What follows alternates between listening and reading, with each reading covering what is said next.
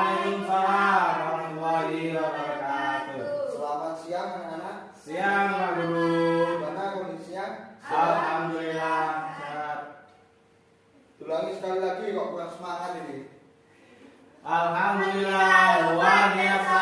Allahu Akbar ya. Sebelum mulai pelajaran pada siang hari ini, marilah kita berdoa agar apa yang kita dapatkan pada siang hari ini dapat bermanfaat dunia dan akhirat. Monggo Mbak Siva dipimpin doanya. Mbak Siva duduk. Untuk memulai pelajaran pada pagi hari ini, marilah kita berdoa terlebih dahulu. Berdoa mulai. Bismillahirrahmanirrahim. Raditu billahi rabba wa bil islami dina wa bi Muhammadin nabiyyan wa rasulah. Rabbi zidni ilma warzuqni fahma. Amin ya rabbal alamin. Saya di sini akan mengabsen terlebih dahulu siapa yang tidak masuk pada siang hari ini. Saudari Siva, Amalia, Hadirah. Rita Resma, Hadirah. M. Hidayatul Ra'uf. Hadir Pak. Baik, pada siang hari ini Bapak akan menjelaskan tentang menerapkan prinsip ekonomi dan muamalah sesuai dengan ketentuan syariat Islam.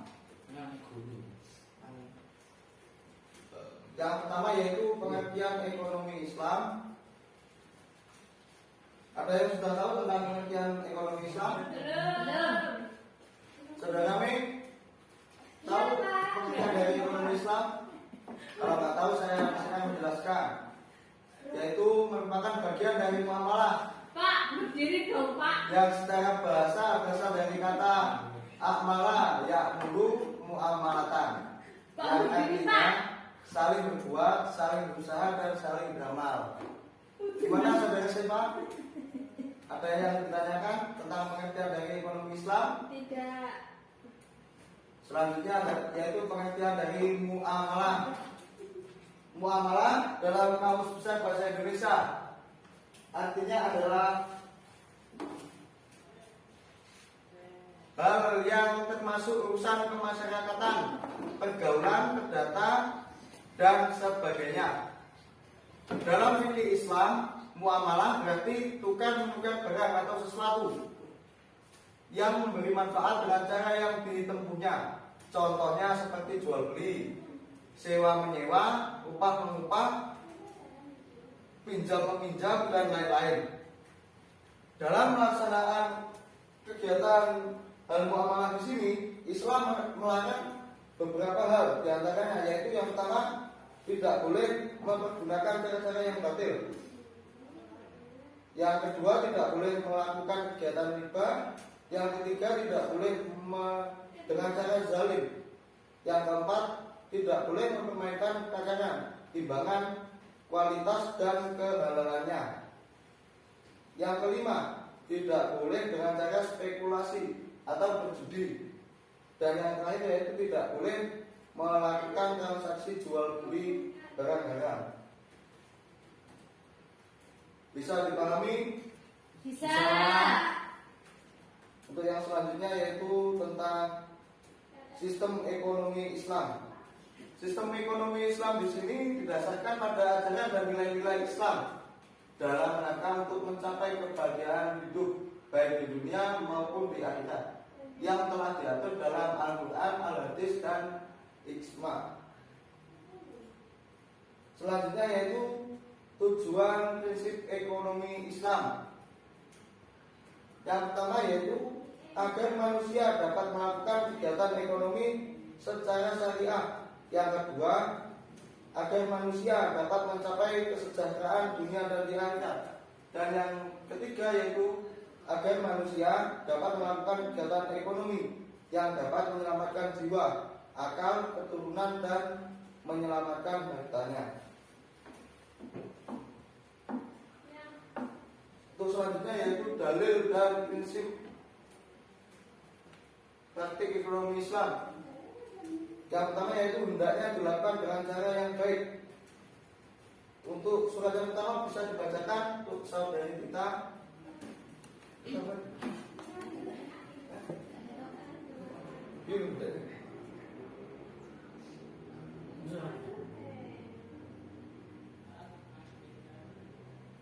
Monggo dibaca bersama-sama, mohon.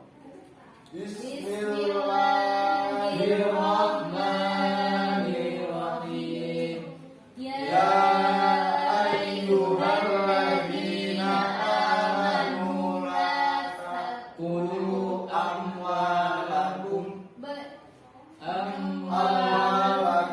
bainakum bil batili illa an takuna tijaratun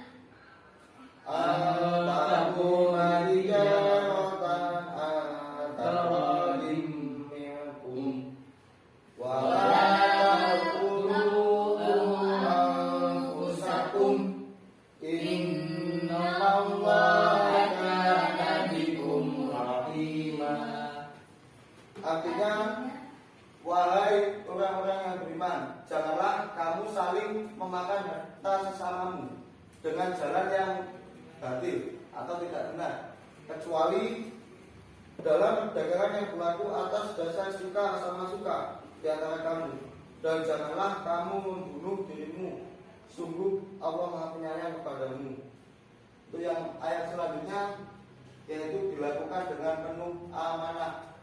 Quran surat Al-Mu'minun ayat 8. Monggo dibacakan untuk saudara-saudara. Bismillahirrahmanirrahim. Walladzina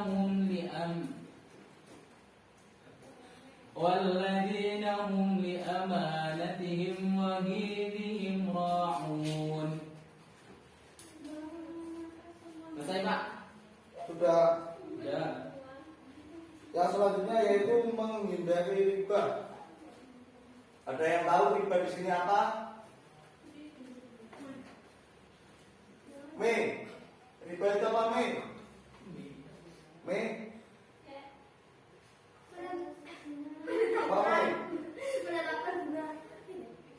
Menetapkan bunga. Ya, untuk jelasnya yaitu riba berarti menetapkan bunga atau melebihkan jumlah pinjaman saat pengembalian berdasarkan presentasi tertentu dari jumlah pinjaman pokok yang dibebankan kepada peminjam. Riba secara bahasa bermakna ziyadah yang berarti tambahan. Sebab-sebab diharamkannya riba atau tidak diperbolehkannya riba yang pertama yaitu dapat menimbulkan eksploitasi atau pemerasan oleh pemegang modal paling banyak. Yang kedua, dapat menciptakan dan mempertajam jurang pemisah antara pemilik modal dan peminjam. Yang ketiga, dapat menambah sifat rakus dan tamak. Dan yang keempat yaitu dapat memutuskan tali persaudaraan. Yang selanjutnya yaitu praktik ekonomi Islam. Yang pertama jual beli. Ada yang tahu pengertian dari jual beli? Saudara kita jual beli, tukar barang, Pak. ya, bukan menukar barang. Lebih jelasnya yaitu dalam bahasa Arab terdiri dari al-bai' yang artinya jual dan al-asyira yang artinya beli. Menurut hukum syariat, jual beli ialah menukar suatu barang atau uang dengan barang yang lain dengan cara akad atau ijab kabul. Rukun jual beli yang pertama antara penjual dan pembeli berakal dan dapat membedakan, bisa memilih dengan kehendak sendiri, bukan dipaksa. Yang ketiga yaitu berlaku benar atau jujur. Yang keempat menepati amanah. Untuk yang kedua antara uang dan barang, yang syarat yang pertama yaitu suci. Yang kedua adanya manfaat. Yang ketiga keadaan barang milik si penjual. Dan yang terakhir barang itu diketahui oleh si penjual dan pembeli. Itu yang selanjutnya yaitu syirkah. Syirkah yaitu menurut bahasa adalah ikhtilat yang artinya berbaur. Adapun menurut istilah syirkat atau kongsi ialah persyaratan yang terdiri atas dua orang atau lebih yang didorong oleh kesadaran untuk meraih keuntungan. Syarat syirkat yang yaitu sigot atau lafaz akad atau surat perjanjian. Jadi dalam syirkat di sini harus ada surat perjanjian. Yang kedua yaitu orang yang berserikat, dan yang terakhir yaitu pokok atau modal yang telah disepakati sebelumnya. Untuk yang selanjutnya yaitu bank syariah. Bank syariah. Dan yang terakhir yaitu asuransi syariah. Asuransi di sini adalah jaminan atau pertanggungjawaban yang diberikan oleh penanggung perusahaan asuransi kepada petanggung untuk risiko kerugian sesuai dengan yang ditetapkan dalam surat perjanjian polis atau polis. Bisa terjadi kecelakaan atau kematian dan tergantung membayar premi setiap bulan sebanyak yang telah ditentukan kepada penanggung. Banyak sekarang terdirinya beberapa asuransi. Asuransi Islam terdiri atas dasar kerjasama dan menolong dalam kebaikan dan takwa. Sedangkan asuransi komersial terdiri atas dasar keuntungan bagi perusahaan, dan hal ini terlihat pada perbedaan antaranya kompensasi. Dan yang terakhir yaitu hikmah, prinsip dan praktik ekonomi Islam. Dalam mempelajari ekonomi dan prinsip Islam di sini kita dapat ambil hikmahnya. Yang pertama yaitu kita dapat melakukan kegiatan ekonomi secara Islami. Yang kedua dapat mencapai kesejahteraan dunia dan akhirat. Yang ketiga dapat melakukan kegiatan ekonomi yang dapat menyelamatkan jiwa, akal, keturunan dan menyelamatkan harta kita. Dan yang terakhir yaitu tegaknya keadilan dalam masyarakat. Keadilan ini di sini adalah mencakup aspek kehidupan di bidang hukum dan muamalah. Mungkin teman-teman ada yang mau ditanyakan? Sudah, Pak. Tentang prinsip dan praktek ekonomi Islam. Jika tidak ada, untuk pertemuan selanjutnya, Pak, saya mau tanya. gimana Mbak? Monggo. Itu tadi kan membahas tentang riba ya Pak. Ya Mbak. Riba itu kan menetapkan bunga. Terus yang kalau bank itu bagaimana Pak? Kalau bank itu rata-rata juga riba Mbak, karena di situ setiap angsuran setiap bulannya itu pasti ada persenan bunganya. Kalau seperti bank rakyat Indonesia itu kadang 0,5%, 0,3% dari jumlah modalnya. Jadi untuk sistem perbankan itu rata-rata ya riba, menetapkan bunga. Berarti dosa Pak?